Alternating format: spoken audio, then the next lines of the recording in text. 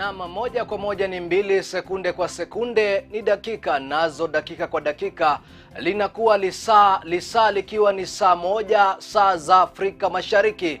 Wakati bora wa kukupasha taarifa tulizo kuandalia mchana kutwa. Jina langu ni KELVIN, KARIBA mkalimani kwa lugha ya ishara ni Binomi Mathu. Karibu tuandamane mwanzo hadi tamati. Na taarifa yetu ya kwanza, Seneta wa Machakos Agnes Kavindu amehimiza serikali ya kitaifa kutoa fedha kwa kaunti ili kuwezesha uendeshaji mzuri wa sekta ya afya wakati nchi imegumbikwa na wimbi la COVID-19. Kulingana na Kavindu, vituo vingi vya afya vinakosa vifaa na dawa muhimu, jambo linalokandamiza sekta ya afya.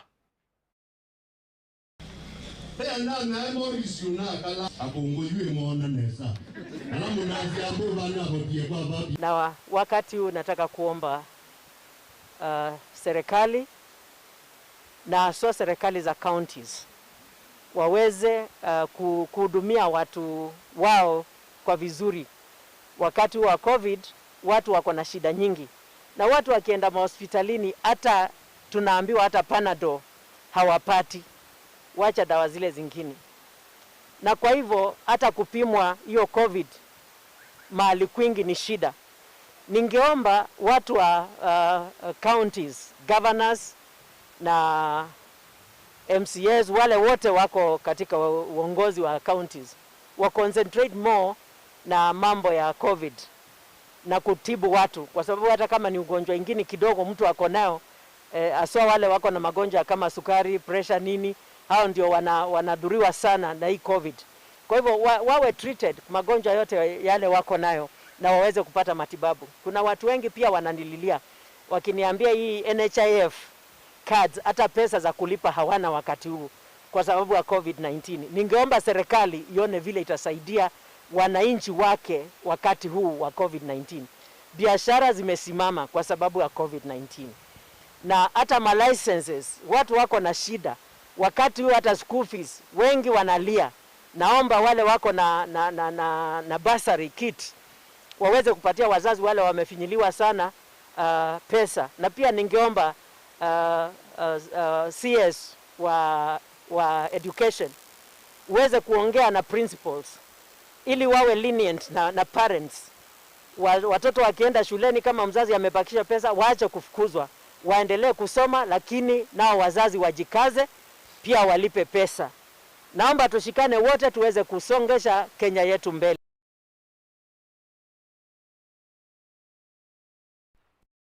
Na uandikishaji wa kidato cha kwanza katika shule ya upili kaunti ya Migori ulimalizika kwa utata baada ya maafisa kutoka afisi ya elimu ya eneo hilo kutangaza kuwa taasisi hiyo haijasajiliwa.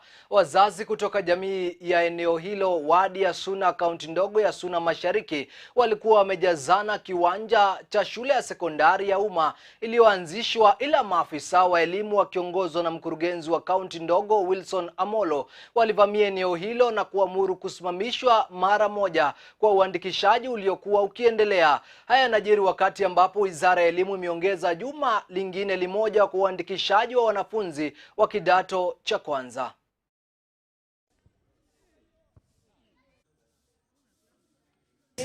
About 23 students in class. Number 2, I want to appreciate the county director and the sub-county commissioner who advise us on what to do, because there are some things that at least we have not completed. They say that we have to register school and the names of the student must be captured in NEMIS. So if the names are not captured, then they are here illegally. So they tell us to follow the due process, which we want to follow immediately. And I appreciate the advisors on what to do, and we are going to follow what they have advised on. Well, the school started around 2019.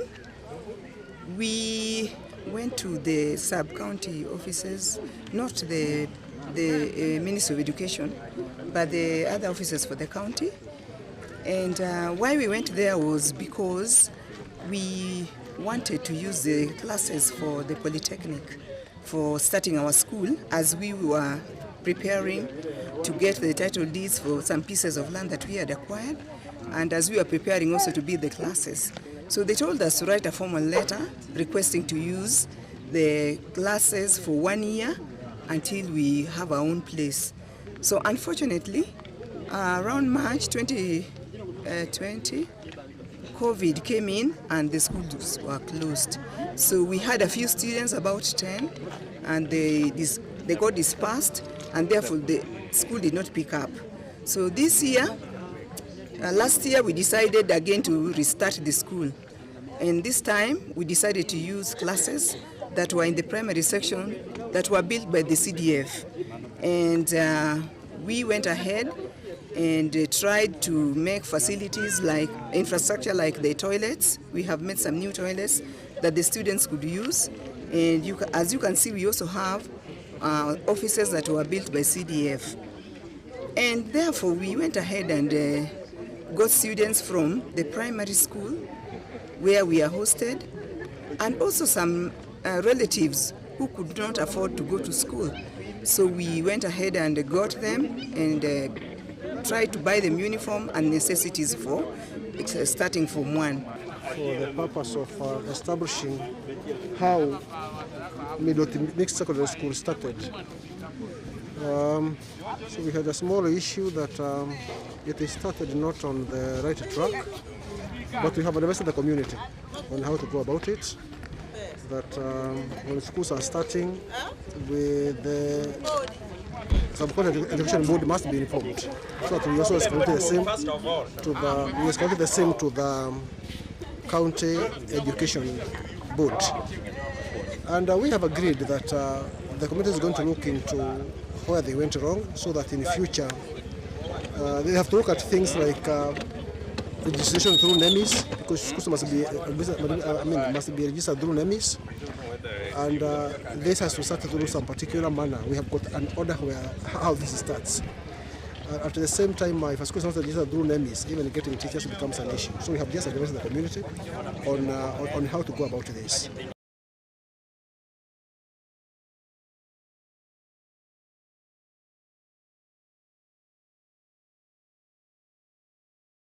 Siku chache baada ya serikali ya kaunti ya Kilifi kupitia bunge lake kupitisha mswada wa kutoza ushuru wa juu wa biashara ya mogoka ama kupiga marufuku kabisa biashara hiyo, sasa wafanyabiashara hawa wamelalamikia vikali hatua hiyo. Wafanyabiashara hawa wamesema kuwa wengi wa biashara hii imekuwa kitega uchumi kwa wakazi wengi katika eneo hilo la Kilifi. Naomba Bwana King, tafadhali hiyo mswada wa ulipitizwa na bunge la Kilifi County usikubali kutia sahihi. Juu ukitia sahihi watu wengi wataumia, watakosa ajira. Tafadhali naomba kupandisha ushuru pia asitumize, kwa sababu utakuwa hatusaidiki. Watoto wetu wanasoma na hii biashara. Bila hii biashara watoto wetu watarudi manyumbani. Bila hii biashara vijana wengi watakuwa wezi, watakuwa hawana kazi ya kufanya. Imesaidia watu wengi, si wa Meru peke yake. Wagiriama hapa ni wengi, tunawapimia kilo hapa, anaenda anatafutia mtoto wake unga. Sisi niangalie mambo wanasema ushuru uweke leo ushuru mkubwa, hatutaweza kufanya hii biashara. Na Bwana Kingi, wewe ni gavana wetu. Tukishindwa kufanya hii biashara, jameni, hawa watoto wetu watashindwa kusoma. Kwa kusema kweli ndio kazi tunategemea. Hiyo muda wote tuko hapa, sisi tuko na watoto tunalisha, tunasomesha, na ndio tegemeo, na tujui biashara nyingine. Kwa hivyo akiamua kufunga hiyo kazi, hiyo akitia hiyo msaada, hiyo sign, itakuwa sisi zote tumefutwa kazi. Bunge la kaunti ya Kilifi lilipitisha mswada uliomlenga waziri wa fedha aweze kuweka mikakati ya kuongeza ushuru kwa ile bidhaa inaitwa mogoka. Lengo hasa ni kwamba mogoka umeweza kuathiri vijana wetu wengi. Umefanya vijana wengine hawaendi shule, vijana wengine wamekuwa waizi, na zaidi sana ukiangalia kisayansi mogoka una madhara. Na madhara makubwa zaidi ni kwamba unafanya wale wavulana wakose nguvu za kiume. Niliwasilisha mswada wa kuhusu mambo ya mogoka kwa sababu kulikuwa na tetesi na malalamishi mengi kutoka kwa wakazi wa Kilifi. Kwanza kulikuwa na barua ambayo iliandikwa na Kilifi Moms, ikaja pale County Assembly ambao walikuwa wanataka bunge letu ama wanalisihi bunge la Kilifi lipitisha mswada kukataza kabisa uingiaji ama uuzaji wa mogoka katika jimbo la Kilifi. Ningeomba hata ikiwezekana ingekuwa vyema ukaweze kupigwa marufuku kabisa, ili kwamba vijana wetu wakaweze kuconcentrate na mambo ya elimu.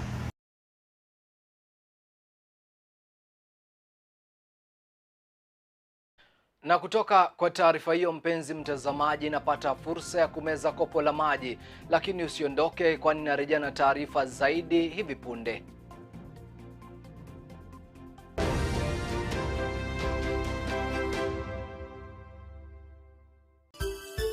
Unatazama Mwangaza TV, tumaini lako. Je, unatafuta shule ya kujiunga nayo hasa baada ya kumaliza kidato cha 4? Usitafute tena, kwa maana Overflow College of Hairdressing and Beauty Therapy tuko hapa kwa ajili yako. Tunapatikana mjini Nanyuki na tayari tumepewa kibali na Wizara ya Elimu kupitia TVET, ambapo tupo na miaka 8 tangu tulipoanza kutoa mafunzo na tumewahudumia zaidi ya wanafunzi 2000 kufikia sasa. Mitihani yetu yote ni internal na NITA, bila kusahau tuna walimu wenye tajriba ya kutosha. Tunatoa mafunzo ya kozi za diploma na certificate katika braiding and weaving, hairdressing, beauty therapy, fashion and design, barbering, full cosmetology na pia hot massage kwa miezi 6 hadi 9, na tuna hafla za kufuzu kila mwaka. Na ili kuwatosheleza wote, tumeanza kozi mpya ya interior decor, ambapo pia tunatoa scholarship kwa baadhi ya wanafunzi wasio na uwezo. Ndani ya Overflow College of Hairdressing and Beauty Therapy tunakubali malipo ya polepole, na baada ya mwanafunzi kumaliza huwa tunamtafutia kazi papo hapo. Fanya hima ujiandikishe sasa, ambapo tunawachukua wanafunzi wapya kwa bei nafuu. Usao pia maktaba yetu yamejaa vitabu. Overflow College of Hairdressing and Beauty Therapy tunatoa mafunzo ya computer classes pia. Iwapo una swali ni kwa nini ujiunge nasi, kumbuka wengi waliofuzu wapa tayari wamejiajiri na wanakula unono. Itakuwaje sio wewe? Hatimaye na kwa wale wana harusi tunatoa huduma za bridal makeup pamoja na hair styling. Kwa mengi zaidi tutembelee Kanu Building, Kongomaito upstairs opposite Life House karibu na Nanyuki main stage, au tupigie simu kwa nambari 0722925546 au 0722925546 au 0721633962 au tuandikie barua pepe kupitia overflowtech.oti@gmail.com. Overflow College of Hairdressing and Beauty Therapy. Learn with professionals and be a professional.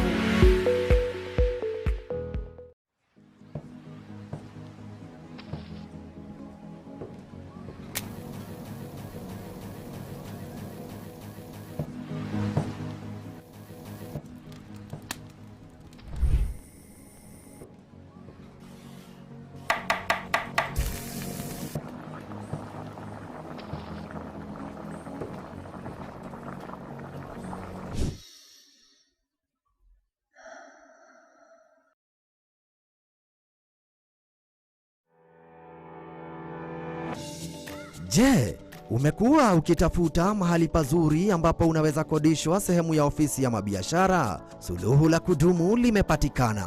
Jewel Complex ni jumba lililoko katika eneo la Roysambu Roundabout mkabala na TRM. Jewel Complex ni jumba la kisasa ambalo limejengwa kwa ustadi, likiwa na sehemu kubwa ya kuegesha magari, stairs za kukuwezesha kufika orofa tofauti tofauti, na lift ni za kisasa ili kukuokolea wakati. Kuna sehemu ambazo unaweza weka biashara yako, na pia nafasi kubwa za ofisi zimetengwa. Kuna nafasi chache zilizosalia, kwani tayari 80% zimekodishwa. Usalama ni wa kiwango cha juu, na pia kuna maji na stima na backup generator ili kuhakikisha kuna umeme kila wakati.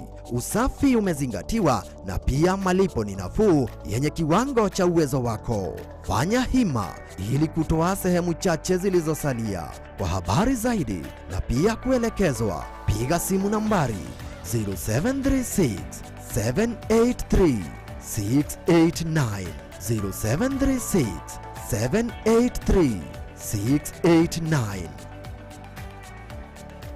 Jewel Complex, hapa ndipo.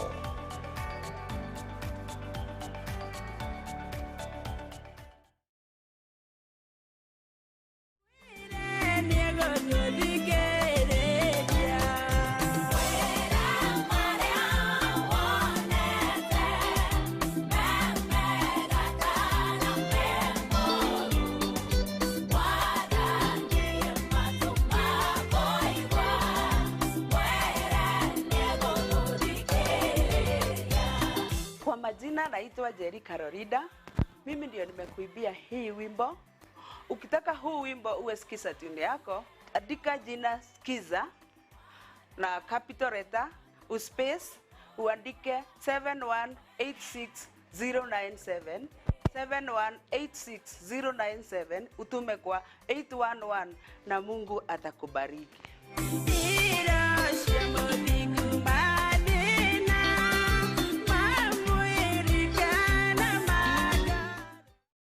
Kwa zaidi ya miaka 15 kampuni ya Kemuma Engineering Systems imedhihirisha ustadi katika ulingo wa kuuza na kuweka vifaa vya ulinzi kama vile CCTV cameras, razor wire fence, electric and automatic gates, access control systems, computerized hotel and offices lock system, automatic and fire alarm systems pamoja na electrical accessories. Pia tunafanya consultation katika masuala yote ya ulinzi. Tunapofanya installation tunakupa warranty na guarantee. Maduka yetu yako jijini Nairobi na viungani mwake. Tutembelee au upige simu kupitia 0712828896 au 0721250846. Kemuma Engineering Systems. Security at its best. Unatazama Mwangaza TV, tumaini lako.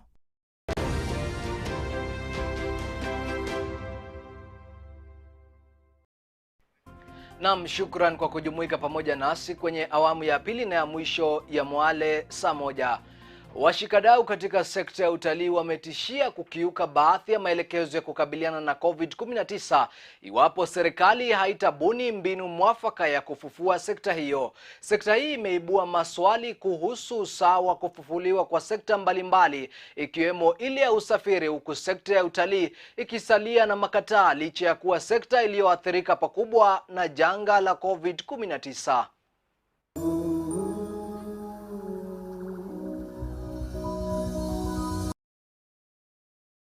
There is so much focus, negative focus on the tourism industry. It appears the policymakers and the people making some of these decisions are not consulting or are not in sync with the role and the significant impact of this industry to the economy. We cannot expect the contribution that we give the GDP to this industry and don't support it in the ways that we're seeing other sectors being supported. And we want to call out our political class, the politicians. In April, March to April, we went to the serious challenges that we went into in matters COVID because of the political activities across the country. We have also seen recently all political players across the board have actually heightened their political activities within the month of July, and everybody crisscrossing the country running up with their political agenda. And now you can see immediately we now have a surge, and the tourism industry actually has to bear the brunt. Now employment at stake, livelihoods are actually at stake, and everything else is going to stand to everything else is going to a halt because of these directives that have been given to contain COVID-19. Together with that, we have also received we have also seen and read and received the news that other sectors have actually gotten full capacity. They are now able to operate on full capacity. Transport, for example. And we are aware, supermarkets, for example, if you go to some of these places, if you look at the protocols and how we have actually invested to comply with some of these protocols, you cannot equate the level of hygiene that you see in hotels to even that you see in hospitals. And therefore, we were wondering what is the rationale? What is the reasoning behind some of these directives?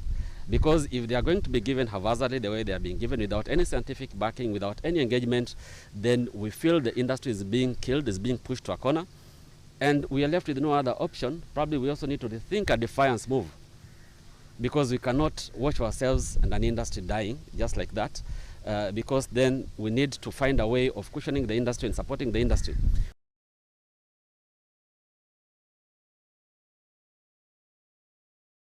Na serikali ya kaunti ya Mombasa imewekeza katika elimu ya mafunzo ya mchezo wa kadanda kwa kuwapa ujuzi zaidi makocha ili kuinua viwango vya kadanda. Zaidi ya makocha 50 wamepokea mafunzo kutoka kwa wakufunzi wa kimataifa wa Elite Soccer Academy, huku wakiimarishwa katika kuwanoa viungo washambulizi na wakabaji sawia na kuimarisha viwango vya soka na wachezaji.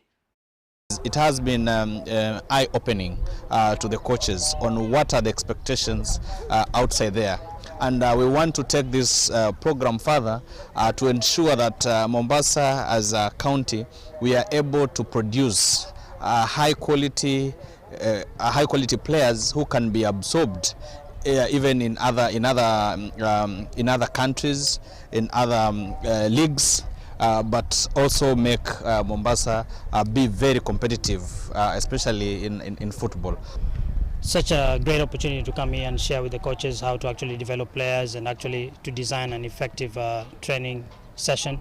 And we've done some theory and been able to engage them and ask them questions and actually have them also tell me how their environment is, because key thing is to realize that we are from different environments, but being able to adapt and actually develop players in the right way and have a long-term goal of actually having more players from Mombasa be able to get opportunities, scholarship opportunities. Na kamati ya kushughulikia dharura za COVID-19 kaunti ya Garissa imetoa onyo kali kwa wakazi kuzingatia maagizo ya COVID-19 kutokana na ongezeko la maambukizi ya COVID yanayoendelea kushuhudiwa kaunti hiyo ya Garissa. Akihutubia wanahabari baada ya kuongoza mkutano huo, kamishna wa kaunti ya Garissa Boaz Cheroticha ametoa amri kwa maafisa wote wa usalama kuanzisha operesheni ya kuwasaka wote wanaokaidi maagizo ya corona. Tunafahamu kwamba cases nyingi zimekuwa recorded hapa Garissa. Kulingana na ile testing ambayo imefanywa, cases mingi inaonekana kama inaongezeka kila siku. Kwa hivyo tumeonelea kwamba ili tuweze kukabiliana na hii ugonjwa, lazima tufanye yafuatayo. Ya kwanza kabisa ni kuongeza sensitization ama kuhamasisha wananchi wote katika kila sehemu, na kuhakikisha kwamba wamepata ujumbe kujua kwamba lazima wafae masks kila mara, lazima waoshe mkono na maji safi na sabuni, na lazima waweke ile kitu inaitwa social distance. Na kwa hivyo kuanzia leo tumepanga pamoja na maafisa wa public health watakuwa natembea kila mahali kusambaza hii habari. So that I introduce ile kitu inaitwa mobile outreach programs ambayo itaendelea katika vijiji vyote katika hii county. Ya pili ni kwamba tumekundua enforcement ilikuwa imeenda chini kidogo, na kwa hivyo tumeagiza polisi washirikiane na officers wa public health kuhakikisha kwamba wametembea na kuenforce sheria ile ya COVID. And we also urge our people to embrace the vaccines. The vaccine uptake is very low. The data we are given is, pathetic. And we appeal to our people that these vaccines are good for them.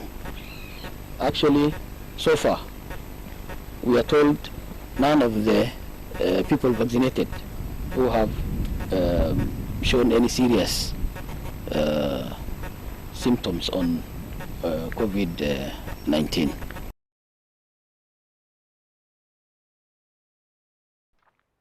Na taarifa hiyo kutoka kaunti ya Garissa, mpenzi mtazamaji, ndio inayotuwekea kikomo chetu cha Mwale saa 1 siku ya leo. Shukrani za dhati kwa kuchagua na kutazama runinga ya Mwangaza. Jina langu ni KELVIN KARIBA. Upande wa pili wa studio ni mtangazaji kwa lugha ya ishara Binomi Mathu, na sote kwa pamoja tutakutakia utazamaji mwema.